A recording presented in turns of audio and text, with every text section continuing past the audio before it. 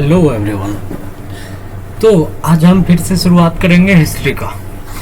हम लोगों ने कल पढ़ा था किसके बारे में, ज्योग्राफी में। तो आज हम लोग पढ़ेंगे हिस्ट्री। हिस्ट्री में पहला सेक्शंस हम लोगों ने पढ़ रखा है। पहले सेक्शंस में क्या था कि nationalism in Europe and then the nationalism, parliamentism, ऐसे करके काफ़ी ज़्यादा थे। तो अब हम दूसरा सेक्शन शुरू करें आज से, जिसमें अब हम इंडिया के बारे में पढ़ेंगे। मतलब नेशनलिज्म इन इंडिया, मतलब इंडिया में राष्ट्रीयकरण कैसी थी। तो जैसा कि हमने यूरोप के राष्ट्रीयकरण के बारे में पढ़ा, जैसे ही यूरोप में राष्ट्रीयकरण नेशनलिज्म आई, इससे क्या हुआ, नए नए राष्ट्र बनने शुरू हो गए। और इसके बाद लोगों में अब यह मान्यताएं आने लगी कि वह क्यों अपने आप में बदलाव करे। वह अब यह समझने लगे क्योंकि यह क्या करेंगे, यह उनकी पहचान बताएगी, वह कहाँ से आते हैं इसके बारे में बताएगी। और जो नया सिंबल, आइकन या फिर नई गीत, नए सोच या जितने भी नए नए लिंक्स और ये सारे रिडिफाइंड नए नए बाउंड्रीज जो बने थे कम्युनिटीज़ के द्वारा, वो सारे बन के आई नेशनलिज्म इन यूरोप के बाद। तो ज़्यादातर कंट्री जो कि इससे बन के आए, उभर के आए, वह एक नए राष्ट्र के तौर पे पहचानने जग गए, काफ़ी ज़्यादा जद्दोजहद के पास। लेकिन how डिज consequence emerges in India, तो अब यह पूछ रहे हैं, यह कह रहे हैं, तो फिर यह जैसे जैसे नया राष्ट्र बनते गया, वैसे ही यह जो इंडिया है यह कैसे बाहर निकल के आया। तो इंडिया की बात कर ले, तो हमारे इंडिया में क्या है, बहुत सारे कॉलोनी थे, बहुत सारे मॉडर्न नेशनलिज्म ग्रोथ कर रहे थे as a intimate connected to anti colonial movement. मतलब क्या, नेशनल इंडिया में जो नेशनलिज्म था वह मेनली एक तो काफ़ी ज़्यादा कॉलोनीज थे और बहुत सारे एंटी कॉलोनी मूवमेंट भी काफ़ी ज़्यादा यहाँ पे मॉडर्न नेशनलिज्म शुरुआत होने लग गया। पीपल अब क्या शुरुआत करने लगे, नए नए यूनिटी को खोजने लग गए ताकि वह स्ट्रगल कर सके विद कॉलोनाइजेशन। आपको सबसे पहले मैं बता दूं, यहाँ पे जो नेशनलिज्म हम पढ़ेंगे वह after the coming of British. मतलब क्या, हम लोग स्ट्रगल पढ़ेंगे, फ्रीडम स्ट्रगल के बारे में। तो ये जो कॉलोनीज या फिर कॉलोनाइजेशन जो भी वर्ड आ रहा है, यह सारे डिफाइन करते हैं उस अंग्रेज मतलब ब्रिटिश के डिफाइन करते हैं। तो कॉलोनी किसे कहा जाता था या कॉलोनाइजेशन, ब्रिटिश जहाँ पे रहते थे, ब्रिटिश का जो शासन था और वहाँ पे जो राज करने वाले रहते थे, मतलब ब्रिटिश के जो ऑफिसर्स रहते थे, उसे कॉलोनी कहते थे। ठीक है, तो बहुत सारे स्ट्रगल्स मूवमेंट शुरू हुए कॉलोनाइजेशन के विरोध में। यह जो सेंस था, oppressed under colonisation provide a shared bond that tied many different group together. यह जो कॉलोनाइजेशन मतलब के द्वारा अंग्रेजों के द्वारा जो दबे कुचले लोग थे, अलग अलग जाति या फिर अलग अलग सेंस वाले, वो सारे अब क्या करने लगे, एक दूसरे से मिलने लगे, एक दूसरे के बीच में बॉन्ड शेयर करने लगे, मतलब बॉन्ड बनने लगा, एक दो घुल मिलने लगे और एक साथ मिलके एक ग्रुप बनाया। बहुत सारे अलग अलग ग्रुप्स बनाए कॉलोनाइजेशंस के अपोजिशन में। लेकिन हुआ क्या, but each class and group felt the effect of colonisation differently.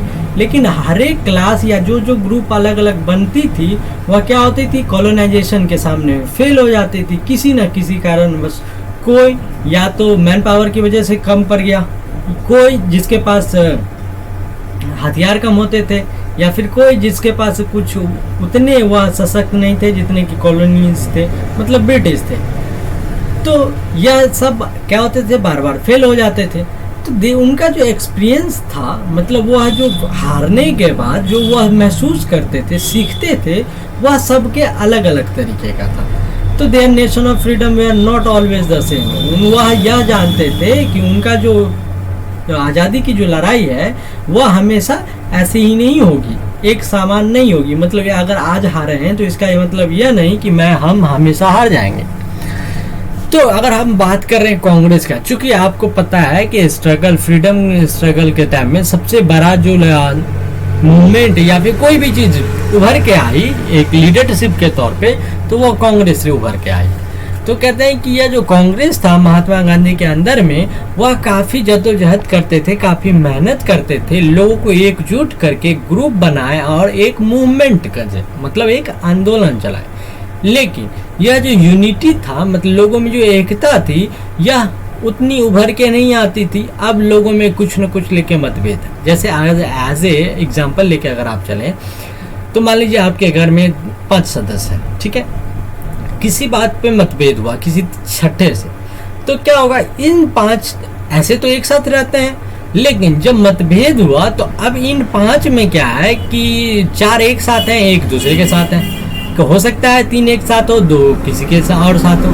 तो इसी तरीके का इसमें था, ग्रुप्स तो बन गए सारे एक जगह आके मूवमेंट बनाने के लिए, लेकिन इनके बीच में जो एकता थी, यूनिटी थी, यह उतनी उभर के नहीं आई। लोगों के बीच में अभी मतभेद रहा करता था। तो शुरुआती टेक्स्ट बुक, मतलब इस बुक में शुरुआत में हम यह पढ़े थे कि नेशनलिज्म ग्रोथ के इंडिया में कैसा होगा, फिर हम देखेंगे कि पहले 10वीं ईयर, फिर 20th सेंचुरी में क्या हुआ, फिर जैसे जैसे चैप्टर बढ़ते जाएगा वैसे वैसे हम 1920 से लेके नॉन कॉपरेशन मूवमेंट या सिविल डिसोबीडियंस मूवमेंट तक पढ़ेंगे। और साथ में हम यह भी देखेंगे कि कांग्रेस हमारे नेशन मूवमेंट के डेवलपमेंट में उसका क्या योगदान है, और कैसे सामाजिक ग्रुप्स इस सारे मूवमेंट में पार्टिसिपेट करते हैं, कैसे लोग अपनी इमेजिनेशन के तौर पे राष्ट्रीयता को जन्म देते हैं। तो शुरुआत करते हैं सेकंड सेक्शन का। पहला जो शुरुआत होता है द फर्स्ट वर्ल्ड वार, जिसे खिलाफत और नॉन कोऑपरेशन मूवमेंट। देखिए आपने पढ़ा होगा फर्स्ट वर्ल्ड वार 1914 से शुरू हुआ था और 1918 में खत्म हो गया, ठीक है। तो फर्स्ट वर्ल्ड वार जो हुआ उसके बाद क्या हुआ, सबसे यहाँ इंडिया में सबसे पहले मूवमेंट 1919 के बाद ही मेनली हम लोग सोचते हैं कि फ्रीडम मूवमेंट 1919 के बाद शुरू हुआ। यह अलग बात है कि हम लोग कहते हैं कि फर्स्ट फ्रीडम फाइट इज 1857, वो दूसरी है, लेकिन मेनली जो देखा जाता है आफ्टर द गांधी इरा, क्योंकि 1950 में गांधी आए थे, सबसे पहले मूवमेंट 1970 से शुरू हुआ था।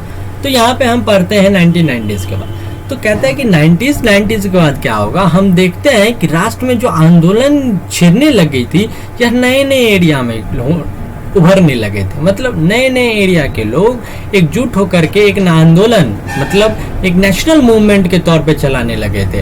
अब यह जो इनकॉर्पोरेटिव न्यू सोशल ग्रुप्स थे, मतलब जिसको सरकार से कोई अति नहीं, मतलब प्राइवेट तौर पे जो सोशल ग्रुप चला करती थी, यह काफ़ी नए नए ढांचे के रूप में उभर के आए, काफ़ी इन्हें स्ट्रगल भी करना पड़ा। तो कैसे हम यह समझेंगे कि यह जो डेवलपमेंट है जो कि आज के दौर पे लगा हुआ है, यह उस समय कैसा था। तो इसके लिए सबसे पहले हमें क्या करना पड़ेगा, यह जो वार, मतलब यह जो लड़ाई क्रिएट हुई थी, सबसे पहले लड़ाई जो शुरू हुई थी, यह क्यों हुई थी। यह एक्चुअली एक नया आर्थिक और राजनीतिक सिचुएशन था। आपको पता है कि सबसे पहले ब्रिटिश जो हमारे यहाँ आए थे, ब्रिटिश हमारे यहाँ एज ए विजिटर आए थे, ठीक है, और वो हमारे यहाँ व्यवसाय करने आए थे, बिजनेस करने के लिए। लेकिन धीरे धीरे उन्होंने देखा कि यहाँ पे सारे लोगों में यूनिटी नहीं है और यहाँ पे राज करना काफ़ी बेहतर है, क्योंकि यहाँ पे जो लोग है, कम्युनिटी है, वह काफ़ी वेरिड टाइप का है, मतलब काफ़ी अलग अलग सोचों का रहने वाला। इसलिए धीरे धीरे करके वह पहले तो हमारे इकोनॉमी में घुसे और फिर धीरे धीरे हमारे पॉलिटिक्स में घुसे।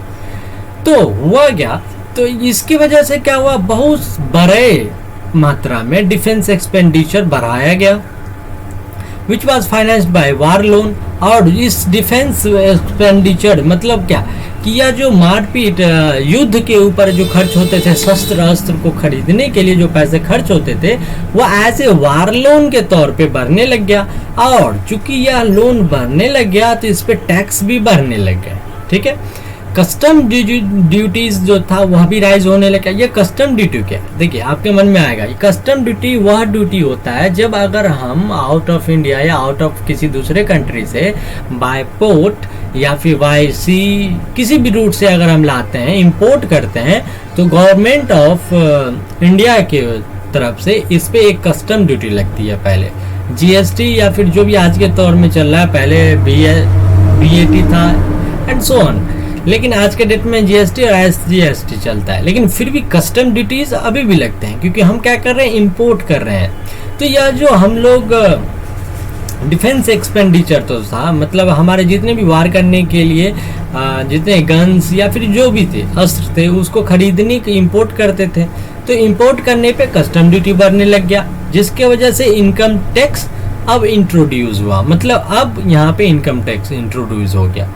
तो इसके बाद क्या हो गया, वारियर प्राइसेस इंक्रीज, जिसकी वजह से जिस साल या फिर जिस समय युद्ध होता था उस समय का जो प्राइस होता था इस सारे सामानों का वह काफ़ी बढ़ जाता था।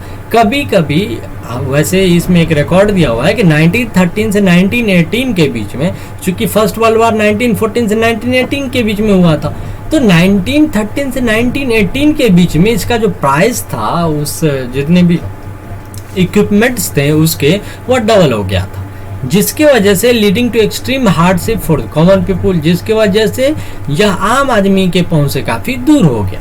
Village where called upon two supply soldier, अब गाँव को यह कहा गया कि गाँव से क्या होगा, सोल्जर को भेजा जाएगा, सोल्जर को भर्ती की जाएगी और उन्हें जोर जबरदस्ती रिक्रूट किया जाता था एज ए सोल्जर, कहाँ पे, गाँव वाले एरिया में, एंड जिसके वजह से लोगों में काफ़ी गुस्सा भर गया।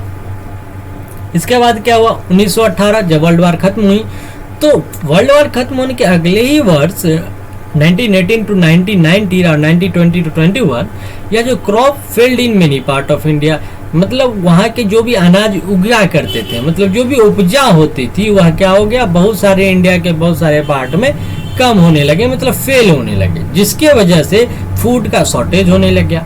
क्योंकि अब खाने के भी मांदे हो गए, तो अब were accompanied by an influenza epidemic, जिसके वजह से अब एक भुखमरी आई इंडिया में। और सेंसस बताते हैं, मतलब उस समय का अध्ययन हमें बताता है कि 1921 में 12 से 13 मिलियन लोगों को इस भुखमरी की वजह से, अकाल की वजह से अपनी जान गंवानी पड़ी। People hope that their hardship would end after the war, अब लोगों को यह सांत्वना थी, लोगों की यह इच्छा थी कि हो सकता है कि ये जैसे युद्ध खत्म हो तो क्या होगा, यह जो हमारे कठिनाइयां हैं यह दूर होते चला जाएगा, बट ऐसा नहीं हुआ।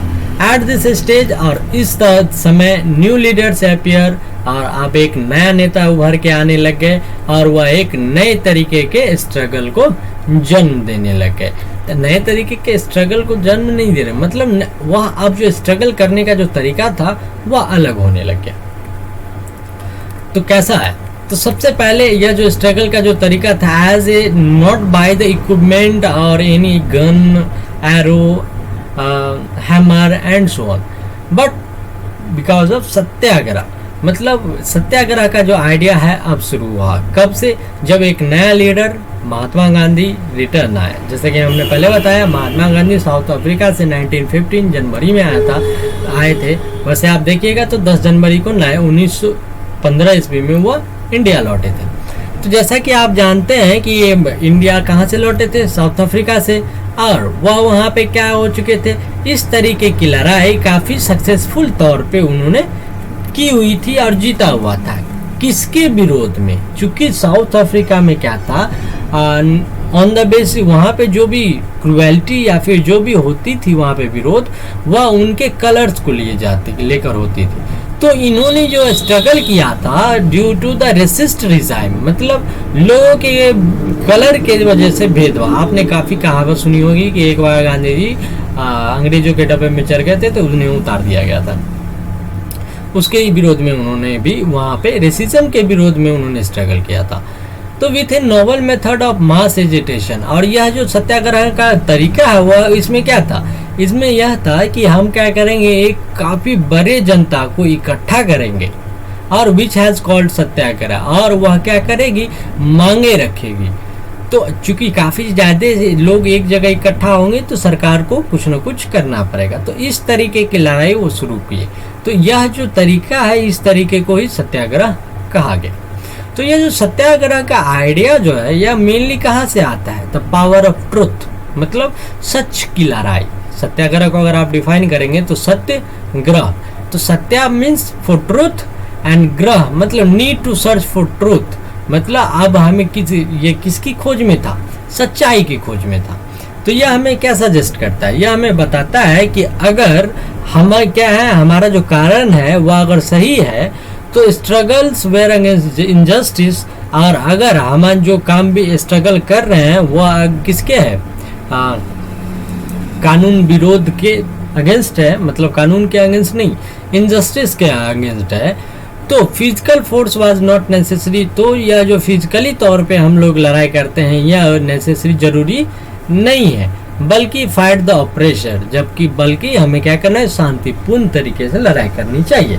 विदाउट सीकिंग वेंजियंस और बीइंग एग्रेसिव, और बिना किसी झगड़े के, बिना गुस्साए हुए सत्याग्रह को किया जा सकता है और इसे जीता जा सकता है। या इस तरीके के लड़ाई को नॉन वायलेंस लड़ाई कहते हैं। क्यों? क्योंकि इसमें वायलेंस नहीं होता। और यह कैसे हो सकता है?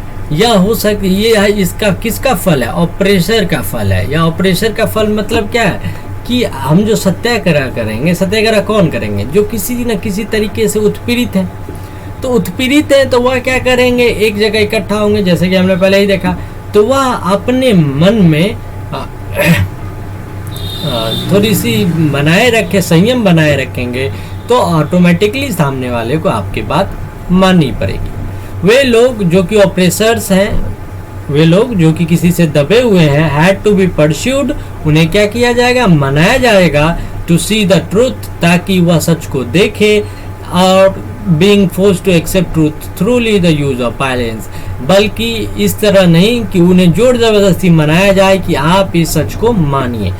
हमें क्या करना है, उन्हें बस मनाना है कि आप इस सच को देखिए। बाय दिस स्ट्रगल, इस तरीके की लड़ाई से, ट्रूथ वे बॉर्न टू अल्टीमेटली ट्रम्प, तो क्या हो जाएगा, इस तरीके की लड़ाई अगर होगी तो हमारा जो सच्चाई है वह ऑटोमेटिकली क्या होगी, अपने आप अल्टीमेटली एक जीत के उभर के आएगी, बरी होके आएगी। Mahatma Gandhi believe that this dharma of non violence could unite all India. Mahatma Gandhi यह सोचते थे कि यह जो धर्म है, किसका, नॉन वायलेंस का जो धर्म है, यह क्या करेगा, पूरे इंडिया को एक साथ जोड़ के रखेगा। आफ्टर अराइविंग इन इंडिया, और जैसे वह इंडिया आए, महात्मा गांधी सक्सेसफुल ऑर्गेनाइज, महात्मा गांधी ने क्या किया, एक सफल तौर पे सत्याग्रह मूवमेंट, उनका जो पहला सत्याग्रह मूवमेंट था वह सफल रहा। सबसे पहले हमने पहले भी बताया कि सबसे पहले 1915 में आए थे, लेकिन शुरुआत उन्होंने सत्याग्रह की 1970 से की थी।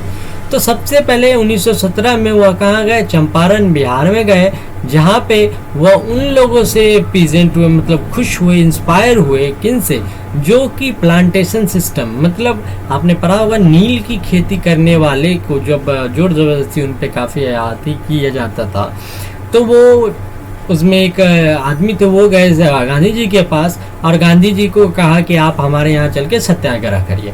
तो वो उनको देख के काफ़ी खुश हुए कि वह क्या कर रहे हैं, स्ट्रगल कर रहे हैं अपने ऑपरेशन, मतलब उनको जो दबाया जा रहा है सिस्टम के द्वारा उसके विरोध में।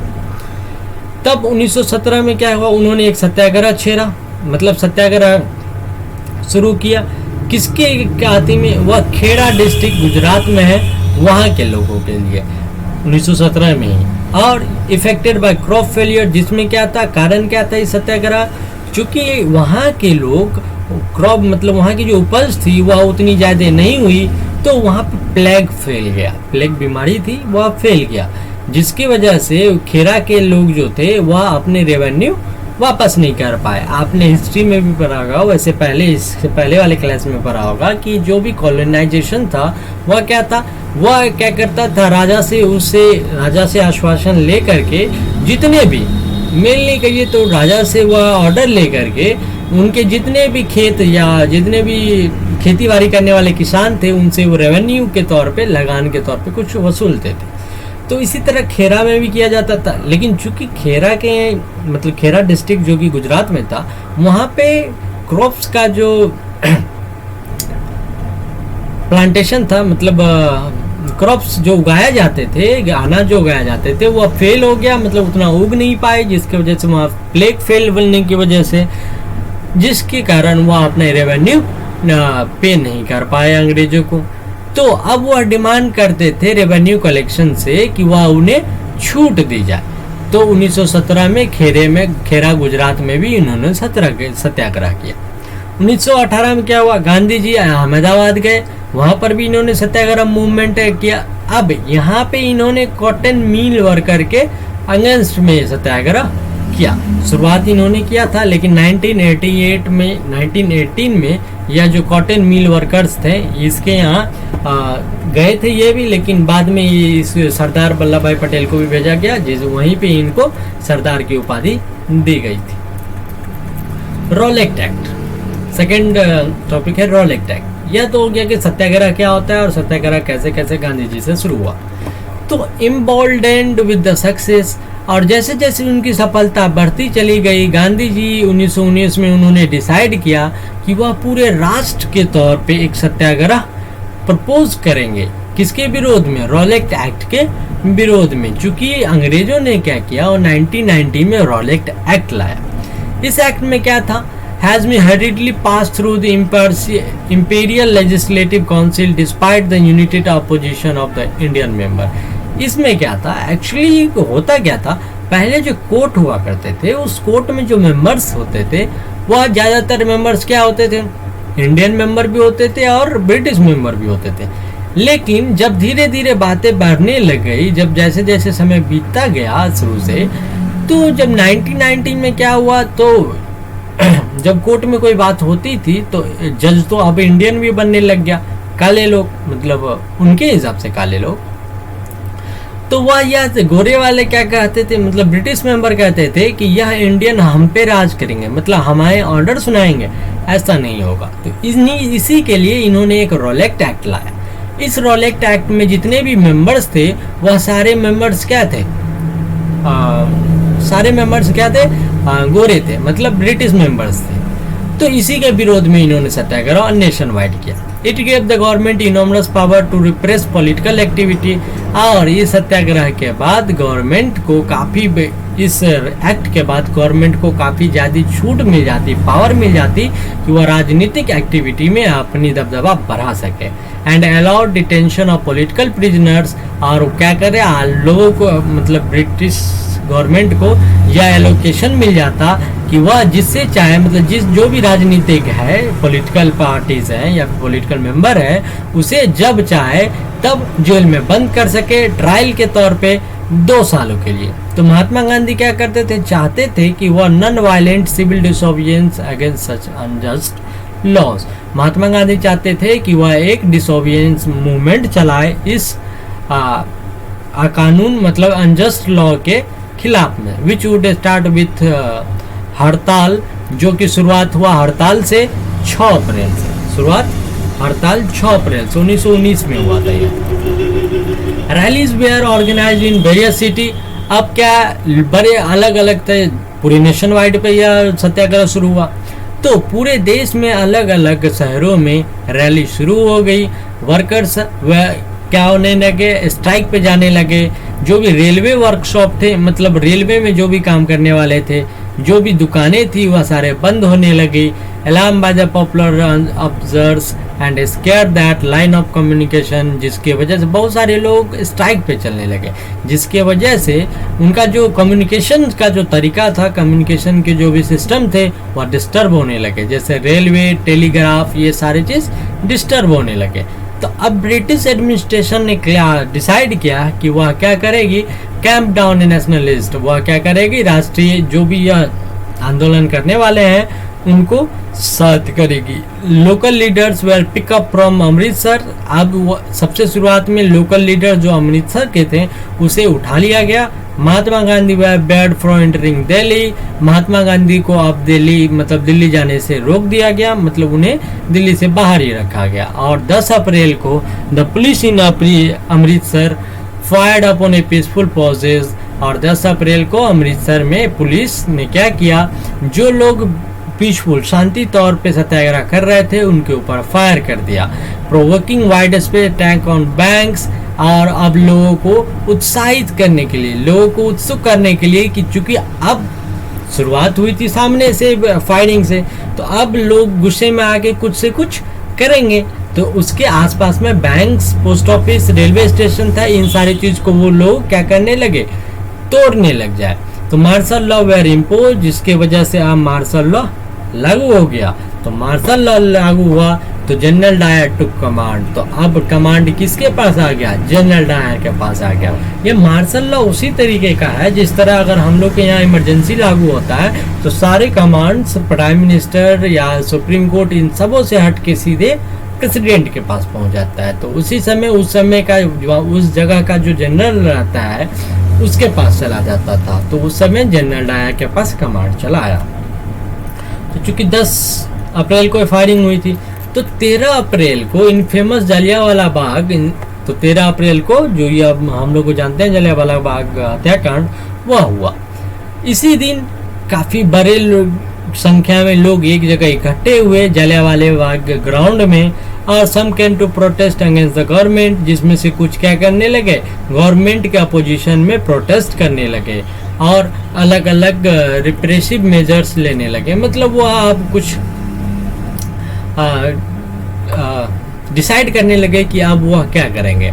Other had to come to attend the annual Baisakhi fair, जबकि कुछ उस जलियांवाला बाग में बैसाखी फेयर मतलब बैसाख की जो मेला लगती थी उसे देखने आए थे, जिसमें से कुछ आउटसाइड सिटी थे। मतलब कहाँ से? जलियांवाला बाग अमृतसर के बाहर से भी कुछ लोग आए हुए थे, बहुत सारे अलग अलग गांवों से लोग आए हुए थे, और वह इस मार्शल लॉ के बारे में अवेयर नहीं थे। मतलब इस मार्शल लॉ के बारे में नहीं जानते थे जो कि अब लागू हो चुका था। अब इस एरिया में डायर इंटर हुआ और उन्होंने क्या किया, जो एग्जिट पॉइंट था, चूंकि आपने काफ़ी कहानियाँ पढ़ रखी होगी इसके बारे में, तो एग्जिट पॉइंट पे खड़े होकर उन्होंने क्या किया, फायरिंग करना शुरू कर दिया क्राउड के ऊपर, जिसके वजह से सैकड़ों लोग मारे गए। और उनका जो ऑब्जेक्ट था, एज ही डिक्लेयर लेटर, जो उन्होंने बाद में बताया कि उन्होंने क्यों फायर किया, वह यह था कि प्रोड्यूस ए मोरल इफेक्ट, ताकि लोगों में यह भावना फैला सके। यह भावना करेंगे मतलब नैतिकता की भावना नहीं बात कर रहे हैं यहाँ पे, यह भावना कह रहे हैं कि मार्शल लॉ के बारे में। जैसे कि हम लोग के यहाँ इमरजेंसी लगता है तो पुलिस क्या करती है, अगर फिर भी आप नहीं मानते हैं तो पुलिस लाठी लेके पीटना शुरू कर देती है, जिससे क्या होता है, लोगों के मन में डर पैदा हो जाए। तो वो भी यही चाहते थे, to create in the mind of satyagrahi as feeling of terror and awe, जैसा कि यहाँ पे दे रखा है, ताकि लोगों जो सत्याग्रह है उसके माइंड में यह जन्म ले, डर जन्मे और वह इसे डरे। As the news of Jallianwala Bagh spread, जैसे ही यह जलियांवाला बाग के हत्याकांड की बातें उठने लगी, crowd took to streets in many north Indian town. अब बहुत सारे संख्या में लोग भीड़ बड़े बड़े स्ट्रीट्स, जो भी स्ट्रीट्स थे नॉर्थ इंडिया के टाउन्स के, वहाँ पे इकट्ठा होने लगे और लोग स्ट्राइक पे जाने लगे। लोग क्लासेस विद द पुलिस, अब लोग कभी कभी पुलिस से झड़प कर लेते थे, गवर्नमेंट बिल्डिंग पे अटैक कर देते थे। यह इसकी वजह से गवर्नमेंट रिस्पॉन्ड विथ ब्रूटल रेप्रेशन, जिसकी वजह से अब सरकार को क्या करनी पड़ी, काफ़ी ब्रूटली तौर पे डिसीजन लेना पड़ा, उसे रिप्रेस करना पड़ा, seeking to humiliate and terrorise people, ताकि जो भी लोग इसके विरोध में काम कर रहे हैं या बातें कर रही है उन्हें दबाया जा सके। Satyagrahi were force to rub their nose on ground, सत्याग्रह को जो भी सत्याग्रही थे उन्हें जोर जबरदस्ती कहा गया कि वह अपनी नाक को जमीन में रगड़े। Crowd on the trees street, उन्हें जो भी स्ट्रीट्स था, जो भी चौराहे थे, वहाँ पे लटका दिया जाता था, बांध दिया जाता था। डू सलाम, और वहाँ पे क्या करने के लिए, उन्हें सलाम करने के लिए हर एक साहब जो कि पास करें वहाँ से।